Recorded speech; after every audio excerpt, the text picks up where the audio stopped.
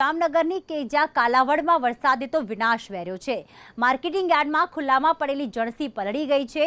Kalavad market યાર્ડની બેદરકારી અહીંયા સામે આવી છે, જેમાં કપાસ છે, ધાણા છે, જીરું સહિતની જે પણ જણસ હતી તે પલળી ગઈ છે।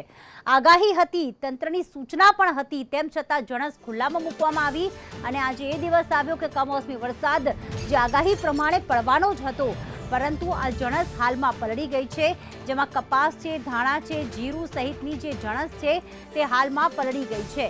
માવઠાની આગાહી હોવા છતાં પણ યાર્ડમાં ખુલ્લામાં પડી હતી જણસી, અને આ માત્ર જામનગરના કાલાવડ માર્કેટિંગ યાર્ડના દ્રશ્યો નથી સામે આવ્યા, આવા દ્રશ્યો પાલનપુરના પણ સામે આવ્યા છે, આવા દ્રશ્યો બનાસકાંઠામાં પણ સામે આવ્યા છે કે જ્યાં મોટા પ્રમાણમાં જણસ પલળી ગઈ છે, જેમાં અહીંયા તો જે અલગ અલગ જણસ છે, કપાસ, ધાણા, જીરું, પરંતુ બનાસકાંઠામાં તો ઘઉંની જણસ પણ પલળી ગઈ હતી, જીરુંની જણસ પણ પલળી ગઈ હતી। તો પાટણના રાધનપુરની વાત કરીએ કે જ્યાં રાયડો પણ પલળી ગયો છે। એટલે ત્રણ દ્રશ્યો આપ જોઈ રહ્યા છો, કચ્છ છે, પાટણ છે, બનાસકાંઠા છે કે જ્યાં જણસ પલળી ચૂકી છે। જામનગરના કાલાવડના દ્રશ્યો પણ આપે જોયા, અને આના કારણે આ પાકને મોટું નુકસાન કહી શકાય।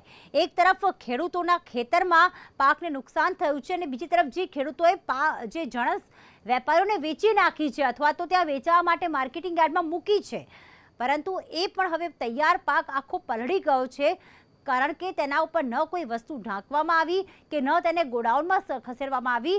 માર્કેટિંગ યાર્ડમાં જણસ ખુલ્લી પડી રહી અને વરસાદ પડતો રહ્યો, અને જોતજોતામાં આખી જણસ પલળી ગઈ હતી।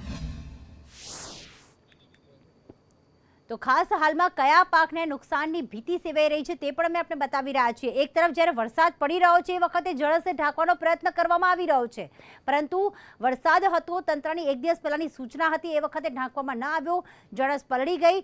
બનાસકાંઠામાં ઘઉં, જીરું, રાયડો, એરંડાના પાકને ખૂબ જ મોટું નુકસાન થયું છે। સાથે દ્વારકાની વાત કરીએ કે જ્યાં કપાસ છે, મગ છે, જીરું છે, લોકો ઉનાળાની સિઝનમાં કેરીની રાહ જોઈને બેઠા છે, કેરીનું પાક બગડી શકે છે, શાકભાજીના પાકમાં પણ નુકસાનની ભીતિ હાલમાં સેવાઈ રહી છે। તો પાટણમાં જીરું છે, ઈસબગુલ છે, અજમો છે, સુવા છે, રાયડો, એમાં પણ નુકસાનની ભીતિ હાલમાં જોવા મળી રહી છે।